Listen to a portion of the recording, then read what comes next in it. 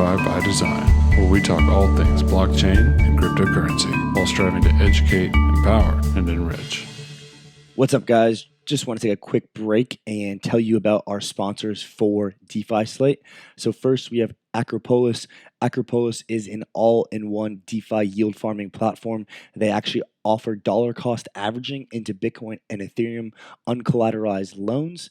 And their mainnet just launched. It's called 𝗍𝗲, and they actually just filled it up to a cap, and they have governance launching soon. Check out akropolis.io for more. And then we have 𝗵𝗶𝗴𝗵. 𝗵𝗶𝗴𝗵 is the first decentralized perpetual swap exchange. They offer up to 10x on Ethereum perpetual swaps and 5x on Link, as well as Lend and SNX, completely decentralized trading. Check them out on 𝗵𝗶𝗴𝗵.io. Both these platforms are extremely active in the DeFi space, and their protocols are growing, and the users are as well. So check those out, and we'll get right back to the podcast now. What's going on, guys? Welcome to episode 9 of the DeFi by Design podcast. We are here today with Yana from Akropolis. Akropolis is a DeFi aggregator that is just launched their mainnet. It's called the 𝗍𝗲 mainnet, and it's getting a whole lot of traction. We are here today to dig all into that and what's been going on over at the Akropolis team. I'm here with the co-host, Robbie. Rob, how you doing today? I'm doing good, Andrew. Doing good. Just hanging out. But I'm excited to talk to Akropolis because obviously they're right within the core of this DeFi craze. And you know, even if prices are coming down a little bit, whatever, the momentum might be slowing, I don't think Akropolis is slowing down at all. So I'm excited to hear about, you know, how they're doing that, how they're keeping up the pace, and you know, just staying with this DeFi ecosystem. So definitely excited to have Yana on today. Yana, how are you doing this morning? Hey guys, nice to meet you. I'm doing fine. Basically, just busy with work. Yes. So Yana, could you give our audience a brief introduction to you, how you met the team at Akropolis, kind of what you do for the team? Yeah, sure. I'm actually leading community initiatives at Akropolis.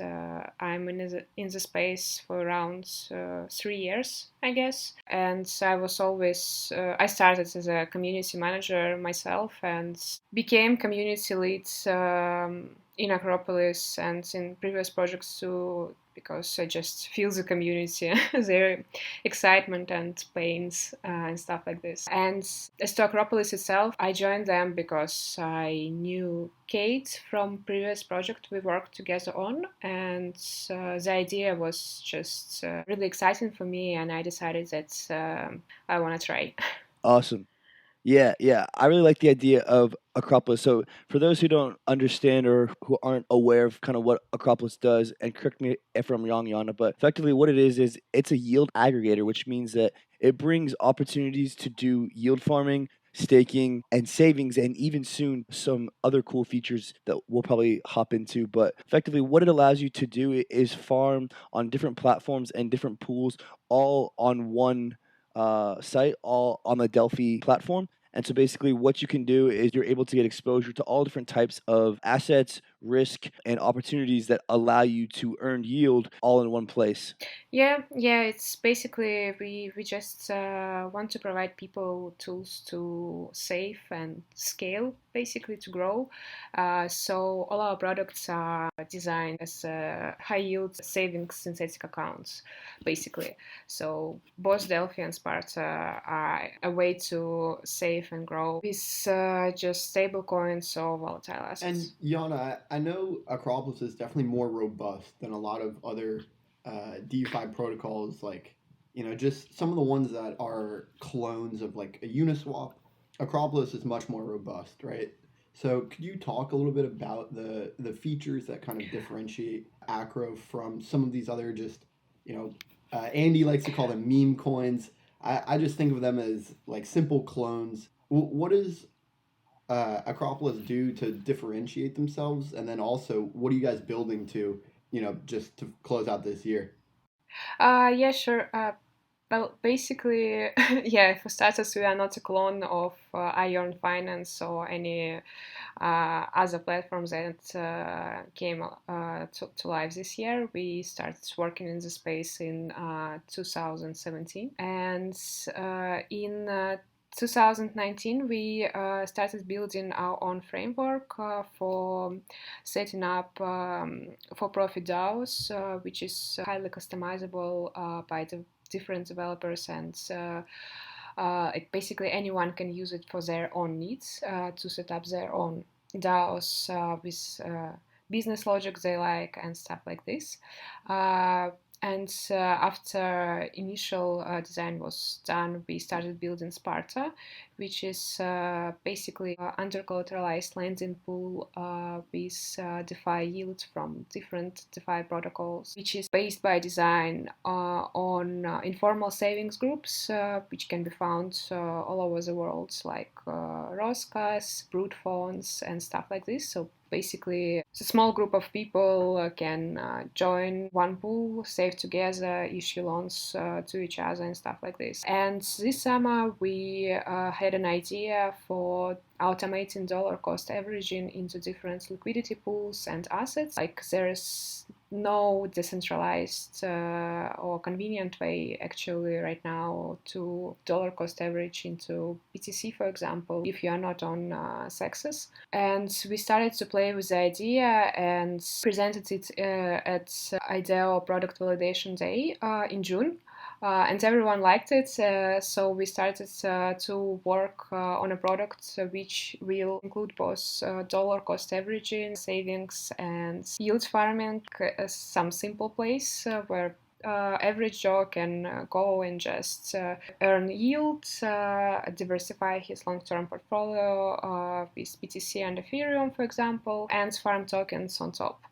This is how Delphi came to life. 2 busy months. Yeah, and one thing you mentioned in there was the under-collateralized loans, which I haven't seen any other crypto protocol put into use. Could you explain that a little bit more? And it sounds like, you are verifying, right? So credit is definitely something that's difficult to manage, but there's maybe a small group or a larger group of people that can offer loans to one another. Yeah, go ahead. It sounds like that might be maybe a lot. Like, does it remain decentralized at that point? Could you explain maybe a little bit more how that works?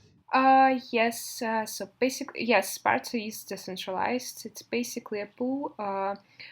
When you join it, you essentially buy a share in this pool, so you're getting a representation of your capital, and in future iteration it will also earn yield when we deploy a new version. But right now, basically, you can join it and ask for a loan. You need to provide only 50% of the collateral. So for example, you want to have 1K DAI. You deposit 500 DAI, leave it as a collateral, and ask for a loan for 1K DAI. And other members of Sparta can vouch for you and basically co-sign this loan. They provide collateral for it. So right now, it's mostly small groups of people issuing loans to each other, to people they know. But we will also be working on different risk scoring solutions by integrating maybe 3box or stuff like this, where you can check the transaction history of a person who is asking for a loan.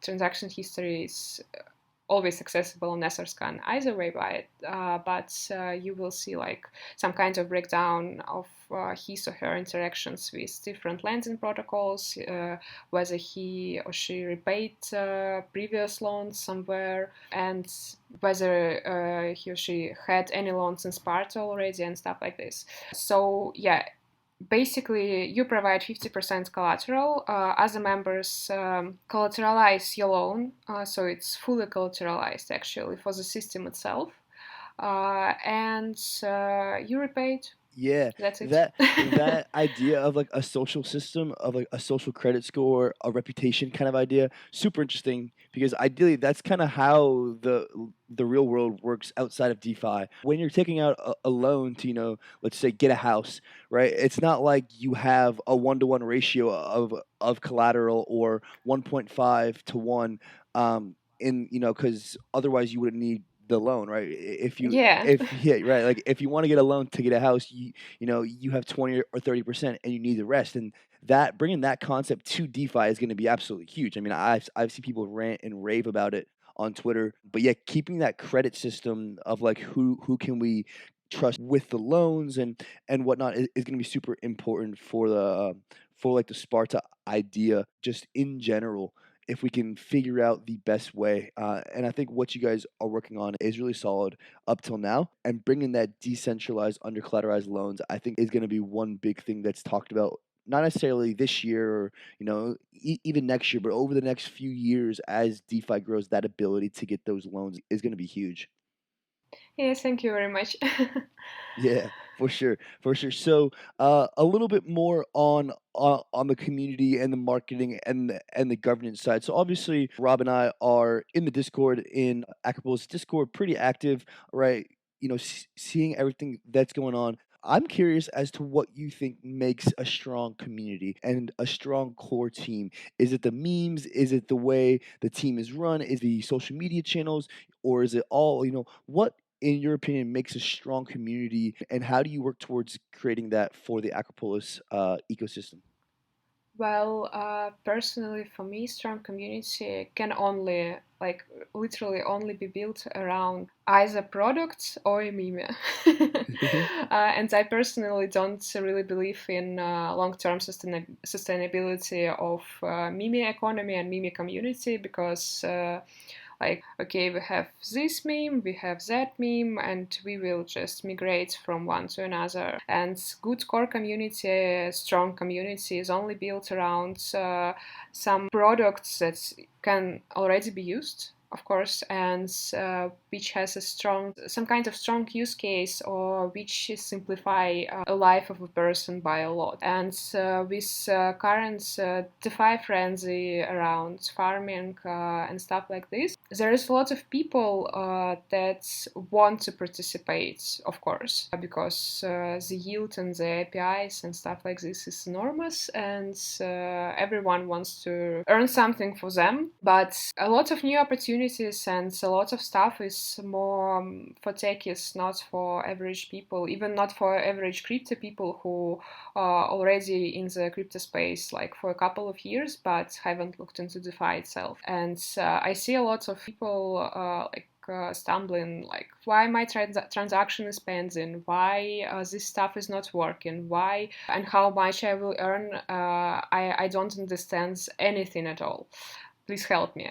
So the best thing to build strong community around the product, apart from different FAQs, guides, and being responsive, is actually feeling the community. Like, people and project teams should not be entitled, if I can say so. Like, they are not above their community in any sense. They can have similar struggles with other products, and they should understand how it feels when no one helps, or when it's not understandable at all, and you're feeling like you're dumb, but you're not dumb. It's actually really hard to understand. So, I always try to feel everyone's pain and struggles, and and have a lot of patience, basically, just to answer all the questions. And people love it. People essentially love when teams understands what needs to be improved, what needs to be done for them to understand, and stuff like this. And well, for me, this is basically, even with no marketing, if you have a strong community, like discussions in Discord or on Telegram, even if you don't have Twitter at all, basically, one way or another, everyone will know about you. That's a great point, because I mean, word of mouth is like the best marketing. You're hearing it from someone you trust, and if they're already a part of the community, then that's great.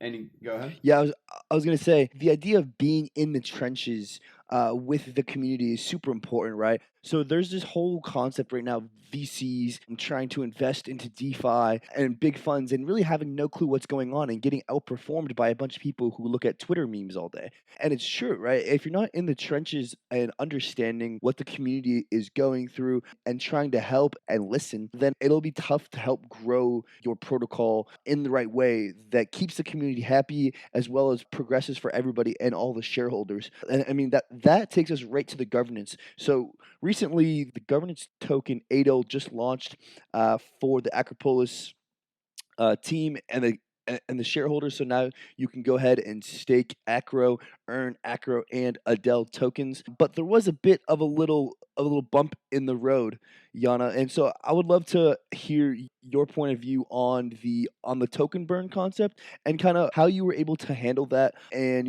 how you further see decentralization coming into Akropolis. Yeah, we have only one regret, is that we didn't put it to the vote itself. We just thought that it will basically be faster this way, because everyone was proposing token burn all over the Discord, Twitter, Telegram, and everywhere. And we decided that it will be faster this way, but yeah, should have done the vote. Yeah, I mean, that's the thing though. That's like the decentralization versus the getting things done quickly idea. And I just recently saw this happen with that new game ArcX. Have you guys seen that new protocol type thing pop up? It's called ArcX. I heard about them, but haven't looked into them properly. Yeah, so basically the admin contract has control of all the funds and can drain all the reserves, right? And the explanation is, okay, well, if we want to decentralize it and turn it into a multi-sig wallet, which for all the listeners just means that there is more than one person, it's more of a community idea of how the funds and how the contracts are used, then it's going to take way longer for this to grow, and we won't be able to fix problems, et cetera, et cetera. And so that's kind of like the never-ending problem that you run into with the decentralization and the rapid progress of just making quick choices. Yeah, it's an egg and chicken problem, basically. I personally do not believe in decentralization from day one. It's literally non-sustainable for long-term growth. Not talking about Ion Finance right now. They are cool guys, and I love Andre myself. But still, they also have their struggles with governance actually right now, because it's decentralized and they can't implement some stuff without approval of community, and then it's takes a lot of time for actual proposals to be voted on, unfortunately. And in being fully decentralized from the day one is hard in terms of building fast and shipping fast. So for 𝗿𝗏 governance and for Delphi governance itself, we are working on governance pools, and we want to push different governance proposals soon. But it will still be gradual decentralization. So first people will be able to vote on one thing, then on more things, and so on until the product itself is stable enough for us to decentralize it fully. Because basically, right now it's in beta. It has passed one audit. It's on the second audit, and there will be another audit. And there's a real risk that there is some bug or security issue, and if we were decentralized already, we won't be able to fix it fast enough to save users' funds, basically, for example. So yeah, it's a hard problem actually to really discuss, because a lot of different people have a lot of different opinions, and but by majority it's I'm not sure how it will look like, but people who do not have their own products from community, for example, yield farmers, different yield farmers, different traders, whatever it is, they think that running a product and building a product is easier than it actually is. And that creates a negative loophole, basically, because they want everything to be decentralized. But as soon as it is decentralized, things are getting chaotic by its own, unfortunately. So I think any team, including us, should move forward with governance, decentralization, and stuff like this, one step at a time, not rushing it just because it can have a bad influence on future of the product itself. Yeah, and once you do something with governance, like there's no going back. It's not like the governments of our countries can just go back and edit the constitution or whatever the creating documents were. And it's pretty similar with the protocol in that sense. But as long as we're consistently working towards decentralization, I think that is the main goal. And it's kind of funny not seeing. I mean, there's definitely hype around Akropolis, but it's not like to that extent of those projects that are completely unaudited and just totally throwing out these super high APYs out of the window. It's almost a meme that people are less interested in audited projects than they are in the unaudited ones. I never understood it. Like I think that they really do not understand that they might lose all their money. Basically, it's kind of strange when I see like some new 𝗵𝗶𝗴𝗵 food coin pops up with a website, and I see transaction of 100,000 $, 500,000 $, and I'm thinking like, what? It's like, guys, do you not understand that it can be hacked or whatever? Like, Well, it does say something that the community is just not concerned with risk, and I'm not sure if that just aligns with like investment. I'm not sure if they're not concerned or they do not understand it at all. Like, for example, a lot of people that just started joining crypto and DeFi, especially, they think of different yield products as a banks. And with banks, you have custody, you have insurance, you have everything. So if something happens, you get your money back. But some people do not understand that it's not like this in crypto. That's the one. You can buy insurance for everything, even if with Nexus and Open, that's two. And even after 100 audits, it's still hackable. It's free. So they just simply do not pay attention to such things when they see 1,000 API. These APIs are actually might potentially kill the buzz around DeFi as a whole in the end, because one big hack and people will be too scared to join again. Yeah, and I know a lot of times these protocols show like 1,000 APY, like you're saying, but oftentimes that only lasts for a few days, sometimes a few hours. So that APY is only accurate, right, for the time period that, maybe in the first few days or hours. It's not going to last the entire year, which would actually be the accurate representation of APY, right? And then I actually did want to ask you kind of something that came to mind as you were describing the just lack of understanding of risk, right, around the ecosystem. And I'm curious, how much do you think of that was kind of born because of Bitcoin? And I mean, because we're seeing all of these anonymous founders, and like you said, it's almost like people are more willing to put their funds into something with an anonymous team for some reason. And I'm kind of speculating here, but people obviously got rich with Bitcoin, right? And then now there's kind of a second wave of people that maybe feel like they missed the boat. Do you think that is partly the appeal of anonymous founders? Like, it kind of gives people flashbacks of Bitcoin, and it's like, oh, this could be the next big thing because the person who created it doesn't even have an identity. Is that reasonable to think, or kind of how do you see that?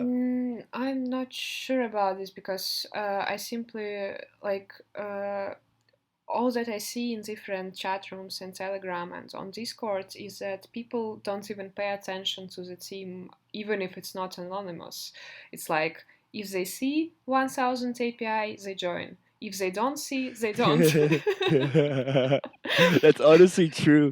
Like it's so true. It's just like, big APY, I'm in. But Rob, I think you do have a point there. Like, I mean, there's definitely an element of credibility to having founders that are real people. Like, for example, Ethereum and Vitalik and Akropolis team and Kay and Yana and Anna, right? So it's super important to have that reputational pull for long-term, more sustainable projects. But yeah, I think you're right in that I would argue that the higher risk gamblers, if you will, when it comes to the farming, I feel like they are almost more inclined to, as Yana's saying, high APYs and anonymous, sketchy, food, weird name projects that just attract a certain crowd. Yeah, and if the gamblers, like you referred to them, if they can point to someone that has the possibility of rug pulling or taking everyone's money, then I do see some people kind of hesitate when they see that. But I think that is almost a fundamental misunderstanding. Is like, just because someone's anonymous doesn't mean they have any less ability to rug pull than an entire team. It's actually not the case, right? A team that has some share of power has way less ability to screw over the entire community. And that's kind of why I think people are so interested in decentralization, is because, in a fully decentralized community, if everyone has, some share of power, then it's almost impossible to go and screw over the entire community at that point.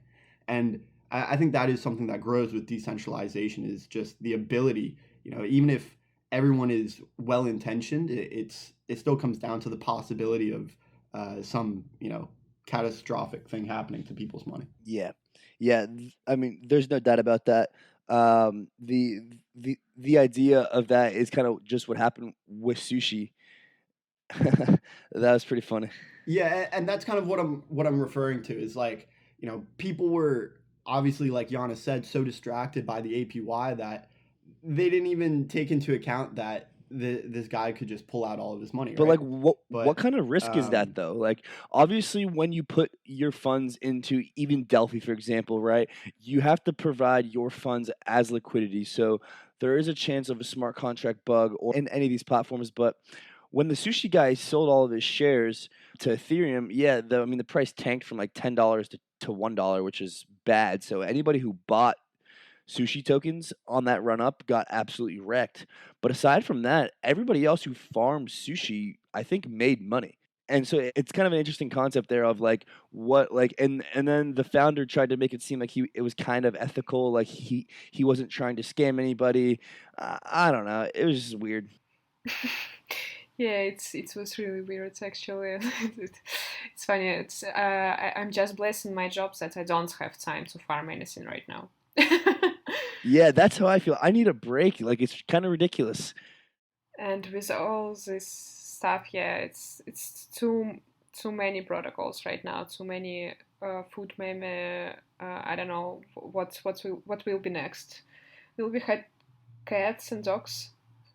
So with that in mind, how does Akropolis stand out? How do we navigate a world where the high APY, flashy, APY weird protocols are getting all the attention? How do we stand out with Akropolis? And is it the community? Is it the founders? Is it the product? What could we use to stand out? How do we stand out? Well, we do not actually. Especially personally, I do not believe in long-term 1000 API, like having them for 1 month, 2 months, 3 months. It's non-sustainable at all.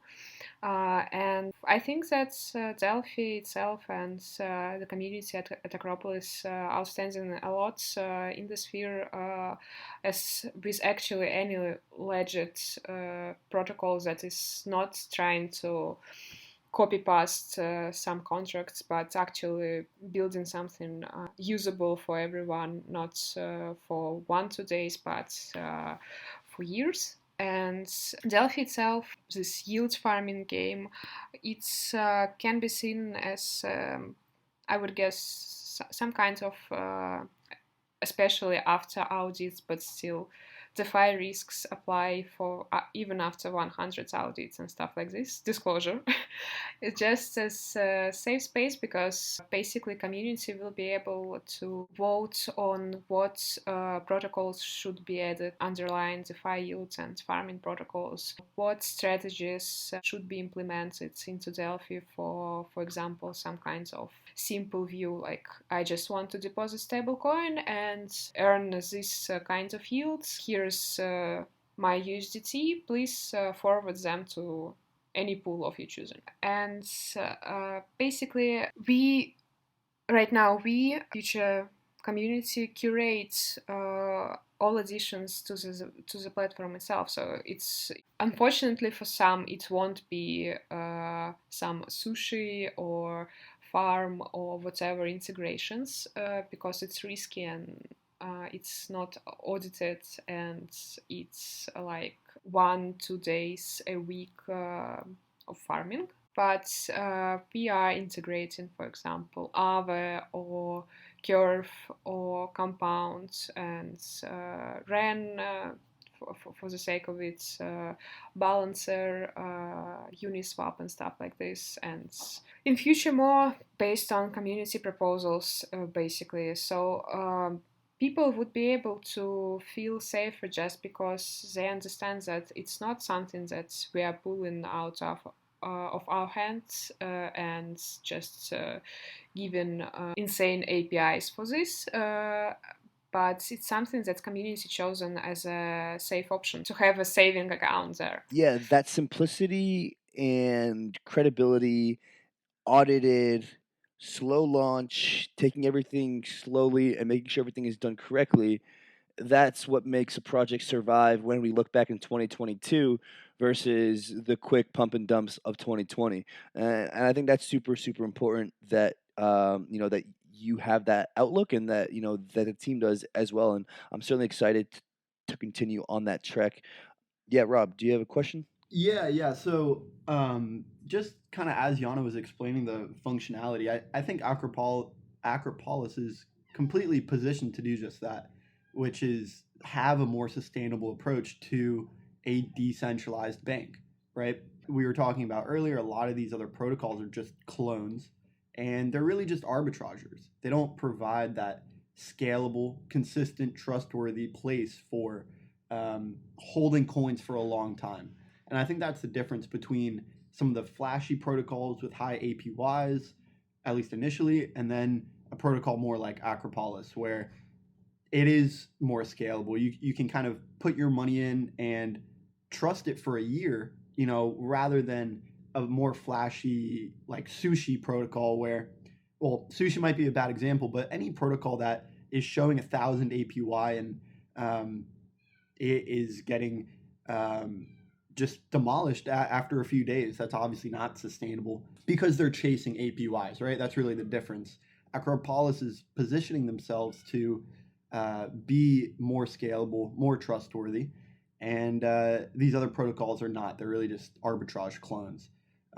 Yeah, and we actually didn't provide any ability to actually choose the follow these APIs even when we had at any protocol at any stage.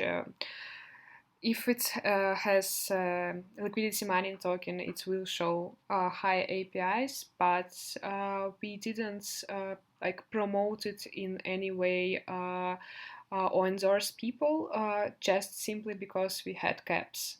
We didn't allow whales to participate in any way and farm all the supply. We didn't allow a lot of people joining, just it was a fair launch. It's for closed beta and for open beta. Everyone knew how much they can deposit individually. They know what are the caps on TVL of each pool and stuff like this. So it's actually also making things much more fairer and sustainable long term. Yana, and kind of just follow up on that question. I was kind of going, is there any plans for fiat on ramps for Akropolis? Yeah, we want to add fiat on ramps. We actually, the ultimate dream is to add some kind of automatic deposits, like just schedule a deposit from your bank account or from your credit card or whatever, which can be deposited into the platform.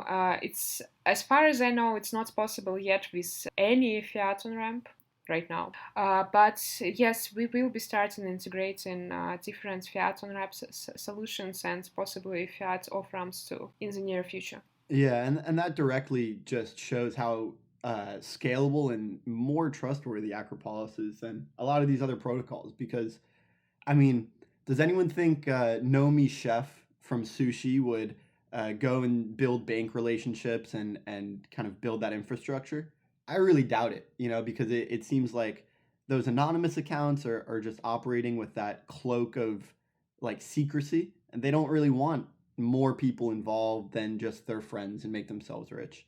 So I really like the positioning that Akropolis has built. It seems scalable, trustworthy, and really in demand from the community.